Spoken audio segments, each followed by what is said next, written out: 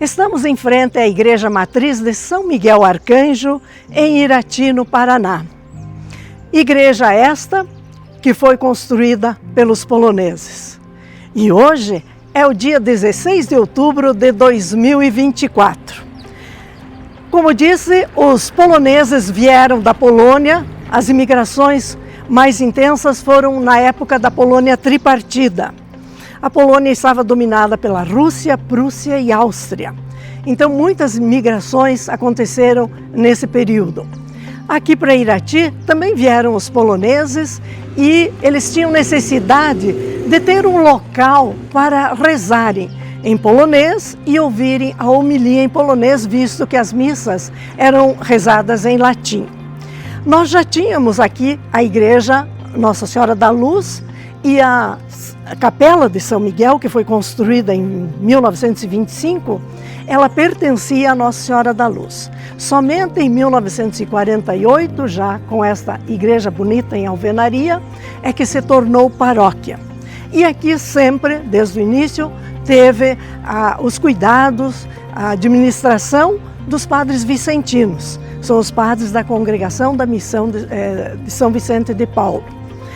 E aqui estavam os padres vicentinos e em 1956 chega a Irati o padre Wenceslau Szuniewicz, em polonês Wacław Szuniewicz, e ele, além de padre, era também médico.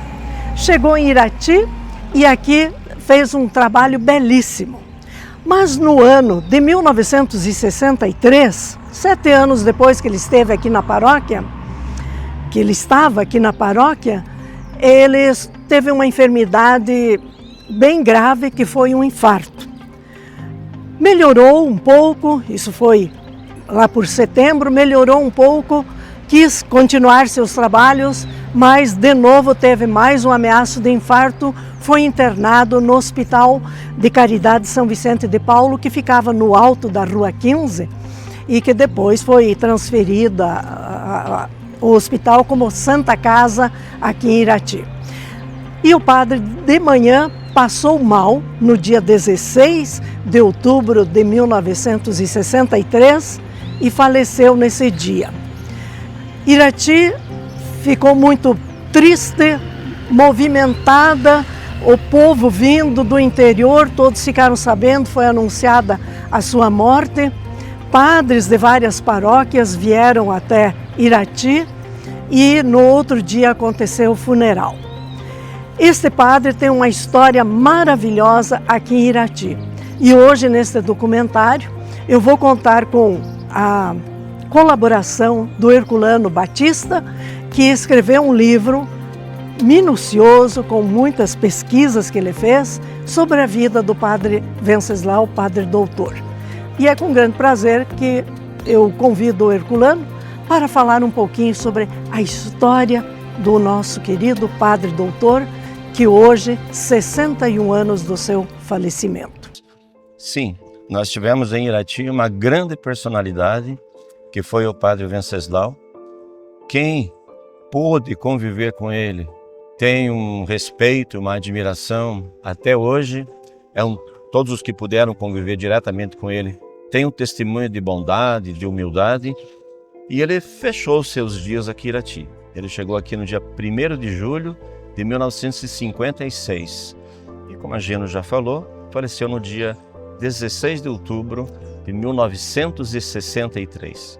Então, estamos hoje, nesse dia, Geno, com 61 anos de falecimento do padre Wenceslau.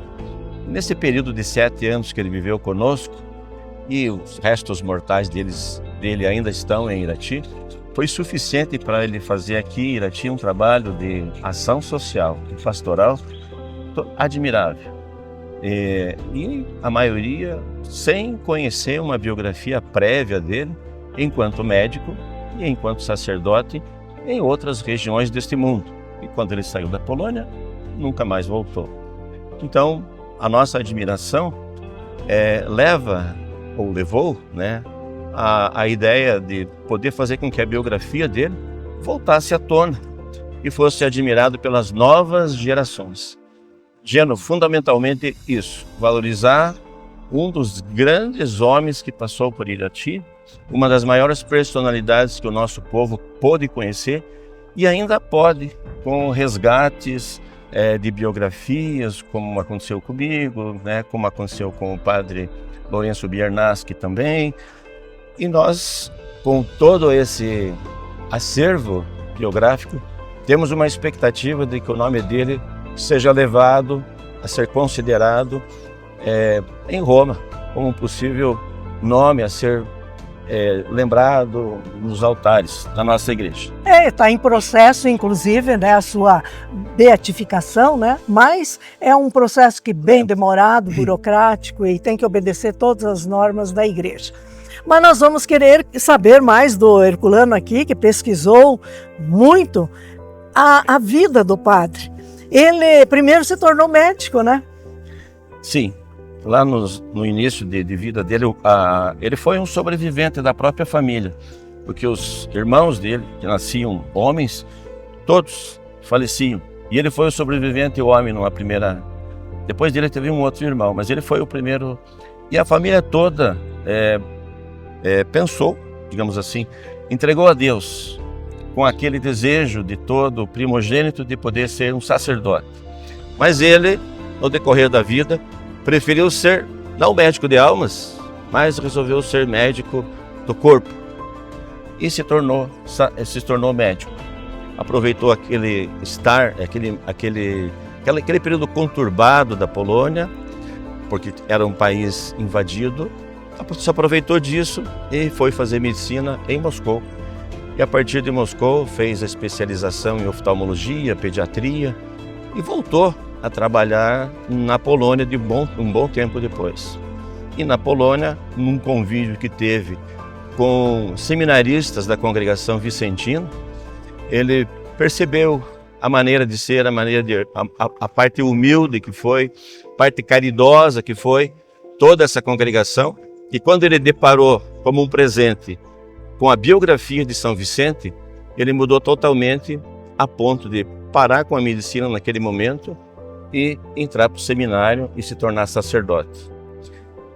Quando isso aconteceu, ele preferiu ainda sair da Polônia e pediu para ser missionário na China, onde ele passou 18 anos atendendo pobres, atendendo não só a parte pastoral, mas principalmente, e a pedido dos superiores, da saúde oftalmológica, da saúde dos olhos daquele povo. Então ele criou uma rede de ambulatórios, de assistência ao hospital, preparou outros chineses para serem atendentes na parte médica, incentivando-os à medicina, irmãs de caridade para que também ajudassem com a enfermagem, criou uma rede social impressionante. E o povo chinês, quando começou a perceber os benefícios caridosos que ele tinha, considerando um verdadeiro milagreiro, a partir desse momento, ele não só ficou conhecido na cidade, como toda uma extensão territorial que abrangia em torno de 1 milhão de pessoas. E esse povo, com seus benefícios, fazia com que ele trabalhasse intensamente, trabalhando de bicicleta, levando assistência para ambulatórios de 30 quilômetros, de 70 quilômetros. E foi reconhecido todo o trabalho dele ao longo do tempo. Quando o comunismo entrou na China... Mao Tse Tung, né? Foi muito cruel. Daí, a congregação teve que ser, digamos assim, convidada a se retirar. E ele, a partir dali, foi para os Estados Unidos, se especializou numa bolsa, justamente junto aos vicentinos, fez um outro trabalho, teve artigos na parte de medicina que foram por ele feitos, mas não foram divulgados, embora reconhecidos. E depois, Geno, com o convite de colegas de vocação e do bispo de Curitiba, e também pensando que aquela vida material onde ele estava não levava aquilo que ele sentia no coração, ele aceitou vir para o Brasil. Primeiro Curitiba, aprender a língua, depois Mafra, depois Irati.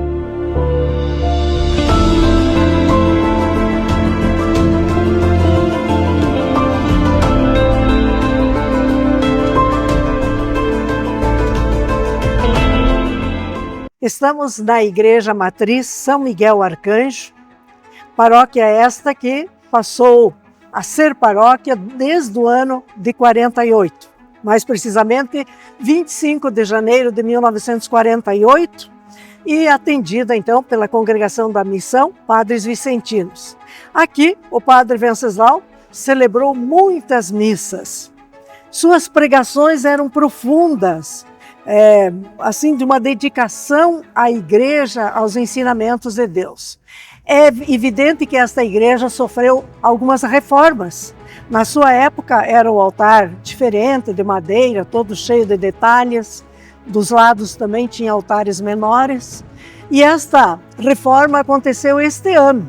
Podemos apreciar aqui que hoje temos São Miguel Arcanjo, Cristo, que é o centro de tudo, e ao lado Nossa Senhora de Częstochowa, que é a padroeira da Polônia e que foi doada pelo Papa João Paulo II ao Brasil e veio aqui, por uma graça de Deus, parar em nossa comunidade.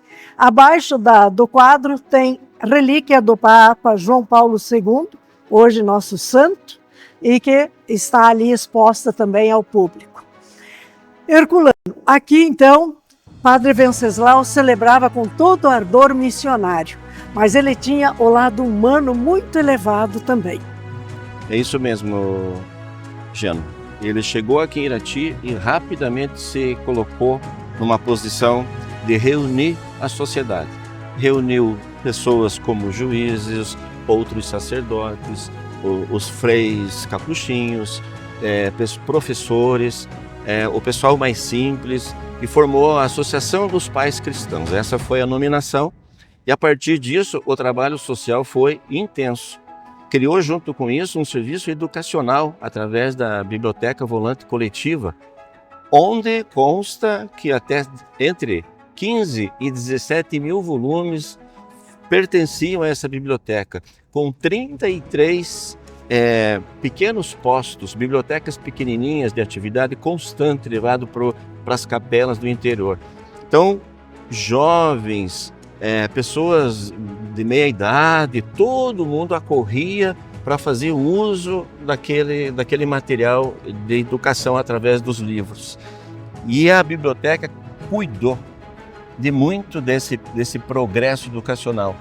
E a atividade social através da associação fez muitos benefícios, tanto na área médica, quanto na área odontológica, quanto no serviço através do Caritas, onde o padre foi buscar recursos. Então, mesmo alimentos, ele ia ao encontro da população mais carente e ajudava. E a gente pode perceber que ele estudou muito a vida de São Vicente de Paulo. Sim. Por isso ele abraçou a Congregação da Missão, quis ser um missionário. São Vicente conta a história que ele visitava os ricos, fazia toda a arrecadação para distribuir aos pobres. Então o Padre Venceslau seguia essa linha, vamos ajudar os pobres, atendia a todos por igual, como nós vamos ver nos testemunhos que você tem no teu livro, como também o Padre Lourenço tem no seu livro, testemunhos magníficos de pessoas que conviveram com ele. Então era uma pessoa assim dedicada a Deus e ao ser humano. Nós temos então a igreja onde ele celebrou e vamos mostrar também a casa paroquial onde ele viveu os 7 anos. Eu queria abrir um parênteses aqui, se você me permite, lembrar que ele teve assim com igual valia tanto o serviço enquanto médico e depois enquanto pastoralmente falando enquanto padre. Ele é lembrado na medicina porque na oftalmologia, onde ele se especializou, hoje ele é o pioneiro na técnica chamada refrativa de córnea. Se algum da nossa população já fez uma cirurgia a laser do olho, saiba que o padre doutor foi o pioneiro. Então, a técnica de tentativa de mudança da curvatura da córnea começou com os experimentos dele, e esse foi o grande mérito, digamos assim, da medicina que ele tratou na China. O tracoma, o glaucoma, todas as doenças assim da área oftalmológica, ele sabia e ele ensinou, a ponto de que hoje o maior hospital na China com benefício oftalmológico, tem a estátua, tem um memorial do padre Venceslau, porque os chineses reconhecem que realmente ele deu início a todo esse processo. Então ele é, na Sociedade Oftalmológica do Mundo, reconhecido como o pioneiro desta técnica.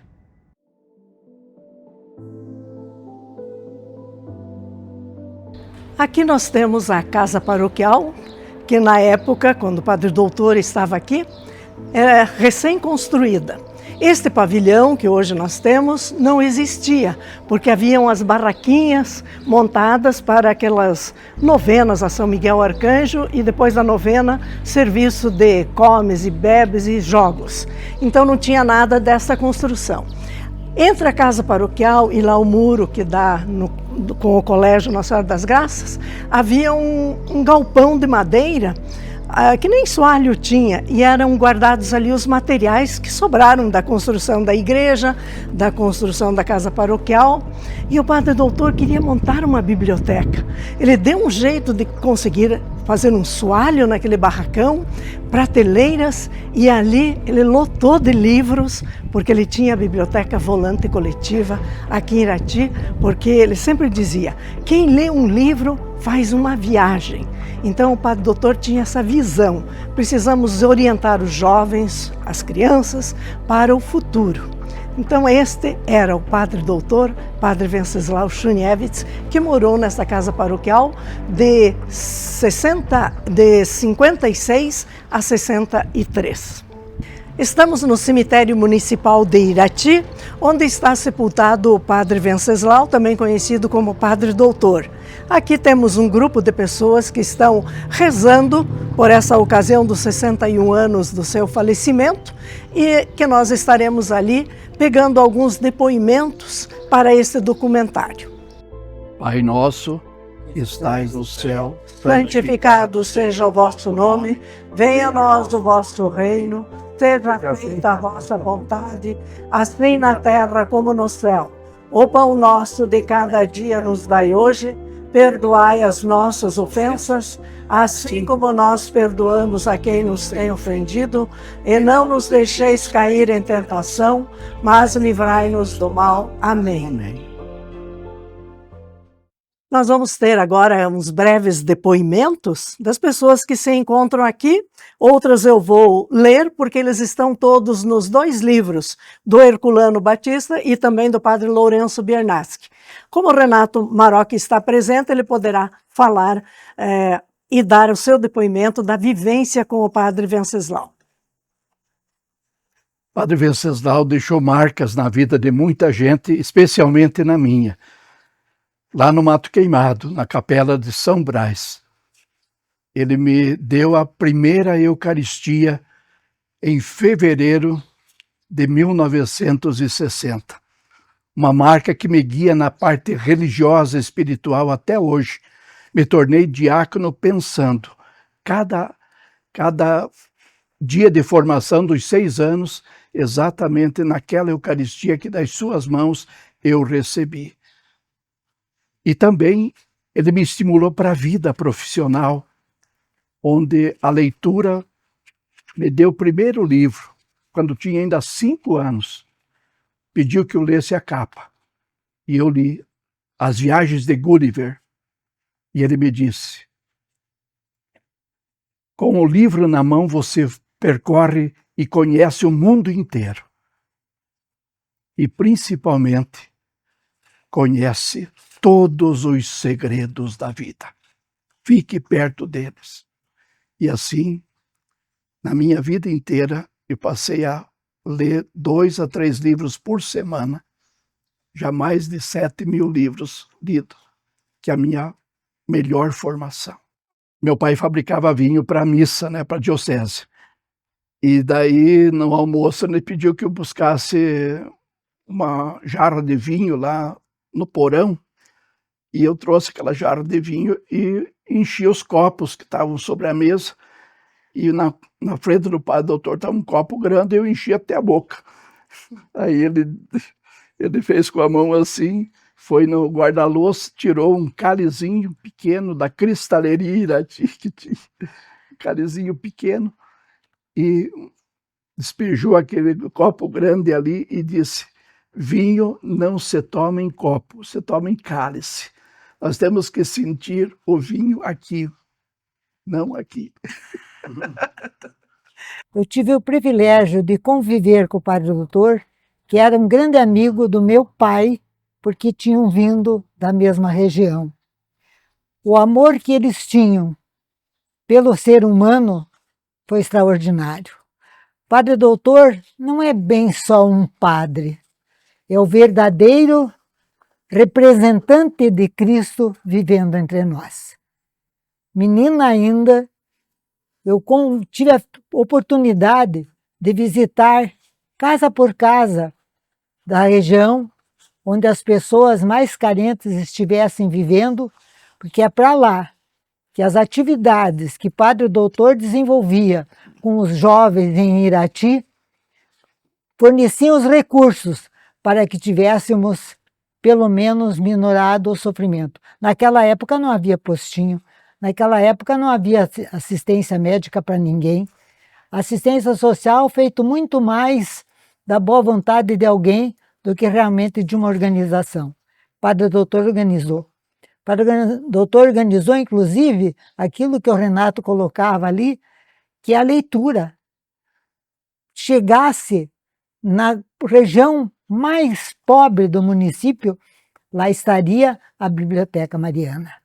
Lá estaria no Rio Bonito o consultório, dentistas. Ele organizou toda a parte social dentro do Evangelho. Nós aprendemos a amar e a respeitar o outro. Se depois nós que tivemos a oportunidade de ocupar e realizar alguma coisa, não é mérito nosso, é mérito deste que realmente foi o representante de Cristo na Terra. Então, que bom, né, nós estarmos aqui hoje fazendo uma recordação, uma lembrança para o Padre que tanto bem nos fez enquanto seres individuais e enquanto coletividade. Eu fui uma frequentadora da Biblioteca Volante e normalmente ele andava entre as mesas que tinha, vendo o que a gente estava lendo, sugerindo leituras também. Eu me lembro da Cabana do Pai Tomás, que eu devo ter lido com uns 10, 12 anos, bem urgente, ele tinha muitos livros de aventuras, sabe? E a gente entrava na dele, e lembro também do grande amigo dele, que foi Antônio Pavelski, que dizem que ele tem uma estola do Padre Venceslau, sabe? Não sei se tem ainda ou não, que ficou para ele. Ele frequentava também o armazém da minha avó, que era polonesa, Dona Josefina Filos, em grandes falas e conversas. Esse livro que eu mostrei para vocês hoje, da Biblioteca Volante, ele faz parte da biblioteca da ALAX, que nós encontramos uns poucos livros, uns 10 ou 12, mas tem a comunidade polonesa, inclusive a Genoveva já doou alguns livros lá. Então nós temos uma estante de livros poloneses, está assim à disposição de vocês, se vocês quiserem ver lá.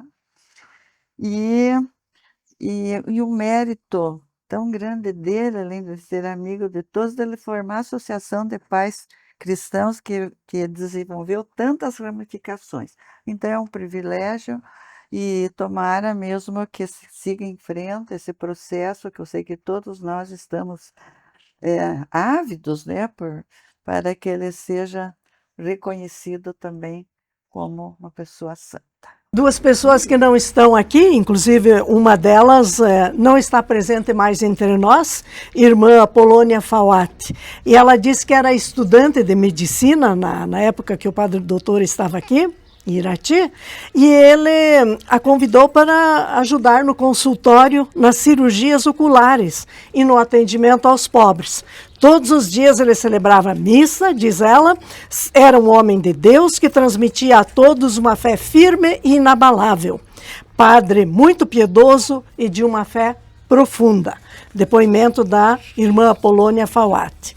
Também o Júlio Marcos Bronislavski, que mora em Curitiba, não está aqui presente, mas tem o seu depoimento, que ele foi coroinha na Igreja São Miguel, juntamente com os seus irmãos, e destaca assim no padre doutor uma bondade, uma humildade e aquele olhar dos santos. Sempre amável e exercia a medicina e o sacerdócio com abnegação e fraternidade. Era um santo. Poucos se doaram como ele, tanto na igreja como no Hospital de Caridade São Vicente de Paulo, que era uma construção no alto da Rua 15 de Novembro, na época, e depois que mudaram de local, hoje nós temos a Hospital Santa Casa. Então esse é o depoimento do Júlio Marcos Bronislavski. E agora nós vamos ouvir o João Ricardo Zembikiewicz, que vai também dizer o seu depoimento. Então, Padre Doutor foi um segundo pai para mim. Eu, menino de 16, 17 anos, ele me aconselhava e me conduzia para a vida. Eu era coroinha aí na Igreja São Miguel e daí ele gostava do meu trabalho ali, da minha dedicação e me convidou para ser bibliotecário. A biblioteca que ele formou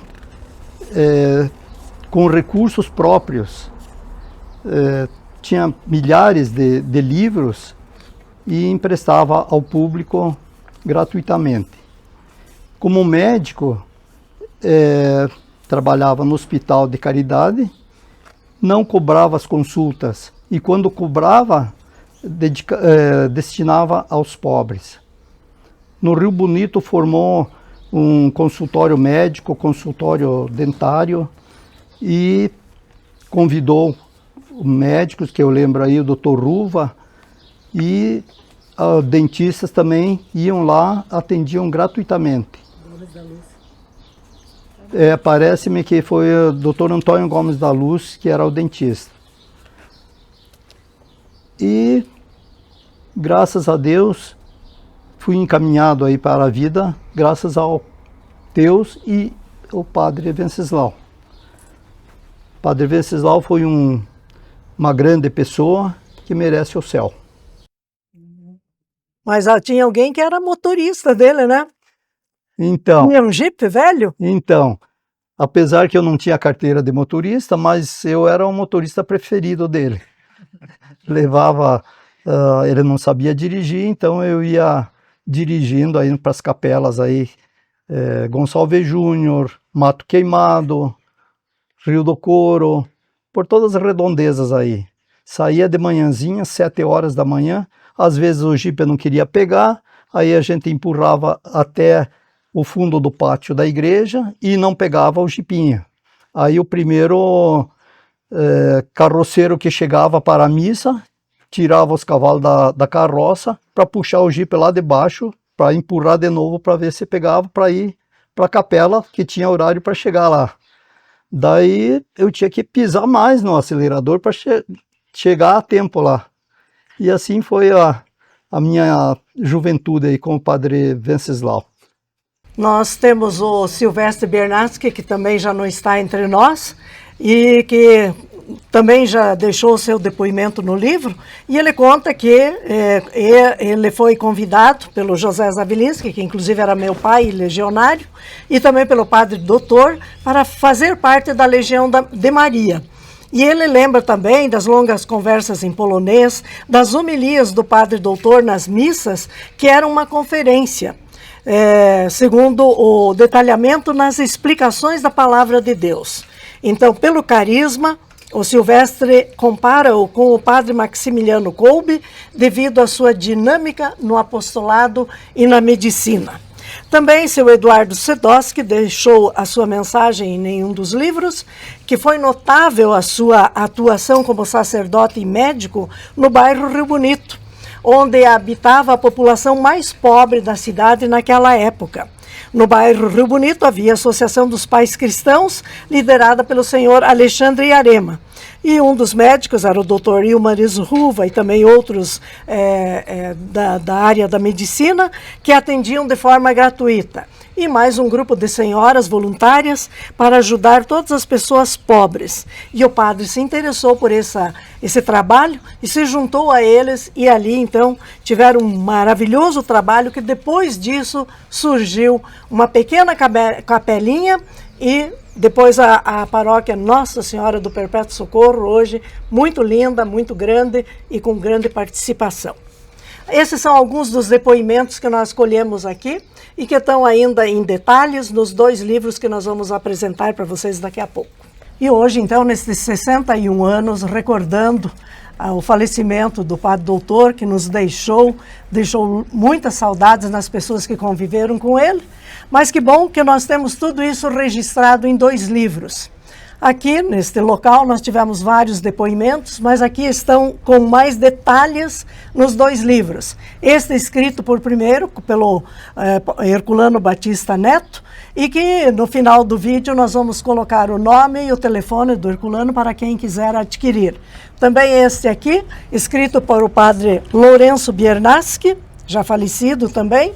Aqui tem também outros tipos de informações e depoimentos também. Então, quem tiver interessado, no final do documentário vai ter o endereço e o telefone, como você conseguir os livros. E eu quero agradecer aqui a presença de todos que vieram rezar aqui no túmulo e que deram seus depoimentos, e também ao Herculano, que fez parte desse documentário, com uma riqueza de detalhes, visto ele ter feito uma pesquisa muito minuciosa sobre a vida desse grande homem. Também quero agradecer a todos. Giana, obrigado pelo convite. O interesse nosso sempre foi evidenciar o trabalho pastoral, não só pastoral, mas também médico, mas deixar vir à tona a biografia de um grande homem. A exemplo do que já foi dito aqui, para nós, né, ele tem já uma santidade. Mas esperamos, claro, todo o trâmite que isso possa acontecer para que um dia isso venha a ser prova. Não sei se estaremos aqui, mas que a nossa sociedade atual perceba, pelo menos eu entendo dessa forma, que ele foi uma das maiores personalidades que pisou esta terra e ainda os seus restos mortais estão por aqui. A todos, obrigado. Também no nosso vídeo vai ter a mensagem do padre Carlos Luiz Bacheladensky, ele que é o postulador desta causa de beatificação do Padre Doutor. Então teremos a sua mensagem também. E quero concluir o documentário agradecendo o apoio, sempre bem-vindo, de 3 pessoas que nos ajudaram para fazer esse trabalho, que é o Júlio Marcos Bronislavski, o Enesito Ruppel e também o João Ricardo Gembikiewicz. E este documentário foi realizado pelo Ariel Kossowski, juntamente com seu pai, Nivaldo Kossowski. Que Deus lhes pague, que Deus abençoe a todos e que tenhamos um dia um grande santo aqui para veneração nas nossas igrejas, Padre Venceslau Szuniewicz. Paz e graça a todos. Alguns esclarecimentos sobre o procedimento, a que ponto está a fase de solicitação de elevar aos altares o Padre Venceslau. A primeira parte do processo é uma solicitação feita pela Congregação da Missão ao Bispo Diocesano na abertura do processo. Esse procedimento foi realizado há 2 anos atrás ao Dom Sérgio, ao qual não solicitou ao Regional Sul 2 o pedido de levar adiante. Então estamos nessa fase onde o atual bispo deverá receber esse material e aí, considerando que pode levar adiante, manifestar ao Regional Sul 2 dos bispos o parecer positivo ou não de levar adiante. Sendo positivo esse parecer, então o bispo diocesano atual faz um edital, do qual será publicado nas paróquias, dado ao conhecimento público desta realidade de querer levar ao altar o Padre Venceslau como beato e santo. Passado esta etapa dessa fase, então se solicita através da anunciatura ao dicastério de Roma, também para ver se não tem nada ao contrário em relação à vida deste Padre Venceslau. Sendo o parecer positivo de retorno, então o bispo reúne, faz uma publicação em edital e também uma manifestação de abertura sobre o conhecimento do procedimento desta causa a todos, ao conhecimento de todos. Diante disto, então, se passará a fazer as nomeações das comissões para a investigação. então se deve ter um grande ato de fama de santidade. Realmente, se ele goza deste elemento fundamental das virtudes heróicas, para que ele possa depois, pela intercessão, então só nesse momento será com a publicação do bispo, ter a oração pela qual se implorará a Deus a questão de que as suas virtudes heróicas e também o procedimento de uma espera no futuro de milagre, para que ele possa ser elevado à causa de beato e depois de um outro milagre, por sua intercessão, para que ele possa ser elevado aos altares como santo intercessor da Igreja. Então são algumas fases, que passa pelo processo da Diocese, do Regional Sul e dos bispos aqui do Paraná, passando pela Nunciatura, encaminhando ao processo canônico de Roma, depois volta à instância diocesana, se faz uma publicação, as comissões, para aí então fazer as escutas, ler os testemunhos, que serão aí recolhidos.